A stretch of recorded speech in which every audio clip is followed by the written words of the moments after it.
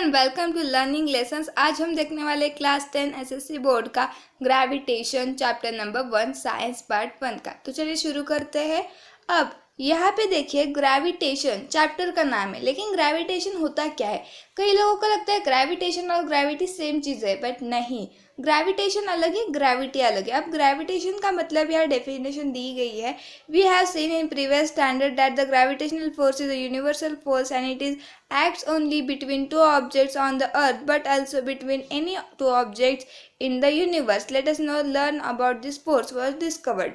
अब देखो ये एक क्या है, बास्केटबॉल है, ओके, और ये है फुटबॉल, ओके।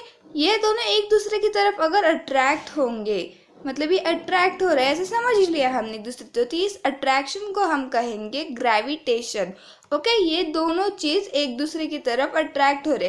फिर ये कुछ भी हो सकता है, यूनिवर्स में कोई भी चीज़ एक दूसरे की तरफ अट्रैक्ट होती है। जैसे देखो, बच्चे कैंडी देख के अट्रैक्ट होते हैं, हम कुछ चीज़ देख के अट्रैक्ट होते हैं, उस टाइप का अट्रैक्शन नहीं, बल्कि एक दूसरे की तरफ खींचने चले आना, उसे हम कहेंगे ग्रेविटेशन, ओके। अब आगे बढ़ते हैं। ग्रेविटेशन हमने देख लिया, तो what do you mean by gravity? अब ग्रेविटी में बता दूं कि क्या होता है कि हमारी ये अर्थ है। अब ग्रेविटेशन यूनिवर्स में कहीं भी दो चीज़ें अट्रैक्ट होना, ग्रेविटी मतलब कोई भी चीज़ अर्थ के सेंटर की तरफ अट्रैक्ट होना।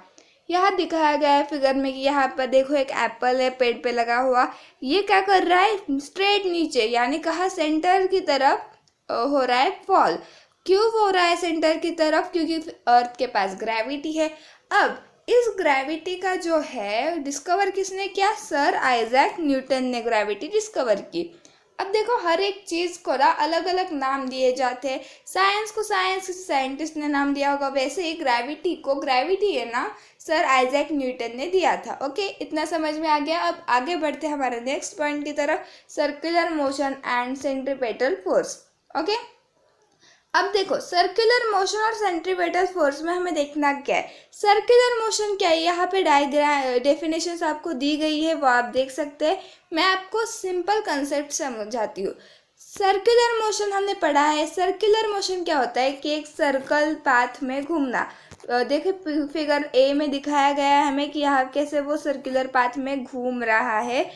अब फिगर बी में हमें क्या दिखाया गया है, वो देखो सेंट्रीपेटल फोर्स दिखाया गया है। अब सेंट्रीपेटल फोर्स मतलब क्या कि कोई भी चीज़ सेंटर सीकिंग हो या फिर सेंटर की तरफ आ रही हो, उसे हम कहेंगे सेंट्रीपेटल फोर्स। अब यहाँ देखो ये क्या हो रहा है, सेंटर की तरफ आएगा, नीचे धीरे धीरे धीरे, यहाँ से आ जाएगा, यहाँ से आएगा, फिर सेंटर की तरफ। जैसे जैसे वो ढीला छोड़ेगी वैसे वैसे वो सेंटर की तरफ आएगा, ओके। तो सेंट्रीपेटल फोर्स मतलब क्या, सेंटर सीकिंग, जो सेंटर के पास आता है वो सेंट्रीपेटल का मतलब हुआ सेंटर सीकिंग। और सर्कुलर मोशन जो होता है वो सर्कुलर पाथ में कोई भी एक ऑब्जेक्ट घूमता रहता है, उसको हम कहेंगे circular motion, centripetal force, okay.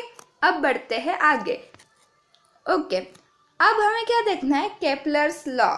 Kepler's first law क्या कहता है? अब इससे पहले आप एक जान लो कि इलिप्स का मतलब क्या होता है। इलिप्स एक शेप है, मतलब क्या कहते हैं, हम अंडाकार यहाँ दिया गया है, उस शेप को हम कहेंगे इलिप्स, ओके। अब इलिप्स जो है, इस इलिप्स से लेकर कई लॉज बने। अब ये जो है एक साइंटिस्ट है केपलर, योहानस केपलर, उन्होंने क्या बताया कि उन्होंने ग्रेविटी से रिलेटेड कुछ ये लॉज बताया, ये हम देखने वाले हैं। अब केपलर्स फर्स्ट लॉ क्या कहता है, the orbit of a planet is an ellipse with the sun at one of foci. अब फोकाई का मतलब क्या है, ये मैं पहले आपको एक्सप्लेन करती हूँ। फोकाई मतलब यहाँ पे दिखाया गया है, देखो एफ और एफ, यहाँ पे एफ दिया गया है, वो फोकाई नंबर 1 है, और यहाँ पे एफ और F2, ये जो है फोकाई नंबर 2 है, ओके। अब F1 और F2 जो होती है वो फोकाई होती है। अब यहाँ पे हमें दिखाई नहीं गई, मैं आपको यह अलग बना के दिखाती हूँ। ये समझ लो इलिप्स है, ये हमारी क्या कहेंगे हम, ये सेंटर है। ऐसे सेंटर के इस तरफ अगर F1 यानी फोकाई नंबर 1 है, तो यहाँ पे फोकाई 2 होगी, यानी F2, ओके। इतना समझ में आ गया। अब आगे बढ़ते हैं। अब इन्होंने यही कहा है कि क्या है कि सन अगर एक फोकाई पे होगा, यानी यहाँ दिखाए ये एक फोकाई है, ऐसे समझ लो, यहाँ पे सन दिया गया है, तो यहाँ क्या होगा, ऑर्बिट जो है प्लैनेट का ऑर्बिट वो इलिप्स होगा। ऑफ कोर्स हम जानते हैं इलिप्स होता है हमारे प्लैनेट्स का ऑर्बिट, सन के अराउंड जो घूमते हैं। ओके, सिंपल, सिर्फ यही है केपलर्स फर्स्ट लॉ। ओके, अब next Kepler's second law, the line joining the planet and the sun sweeps equal areas in equal intervals of time. अब इन्होंने क्या कहा कि ये जो सन है ये क्या कर रहा है, लाइन, ये रेडियस देखो ना आप, ये सन है। ओके, और ये ऑर्बिट है, यहाँ से यहाँ एक लाइन के थ्रू ज्वाइन हो रहा है। ओके, तो ये जो लाइंस ज्वाइन कर रही है ये सेम होगी सन से। ओके, तो यहाँ से यहाँ तक जो एरिया कवर हुआ वही एरिया यहाँ से यहाँ तक कवर होगा और वही एरिया यहाँ से यहाँ तक कवर होगा, और ये सारे एरियाज इक्वल है, ऐसा कहा है। क्यों? क्योंकि देखो अब सन यहाँ पे, क्योंकि देखो अब सन यहाँ पे था। ओके, अब एक महीने में सन ए से बी, सॉरी सन नहीं, अर्थ ए समझ लो आप प्लैनेट, अब ये ए से बी तक गया कितने महीने में, एक महीने में गया। ओके, अब यहाँ पे क्या हुआ, सी है। ओके, यहाँ पे सी से डी तक एक महीने में गया।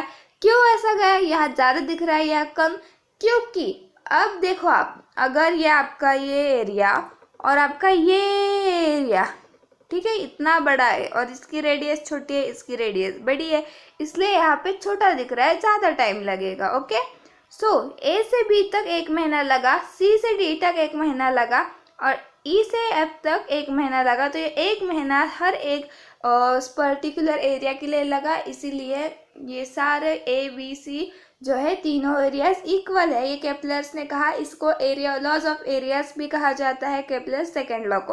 ओके, अब हम बढ़ते हैं आगे, Kepler's third law, the square of its period of revolution around the sun is directly proportional to the cube of the mean distance of a planet from the sun।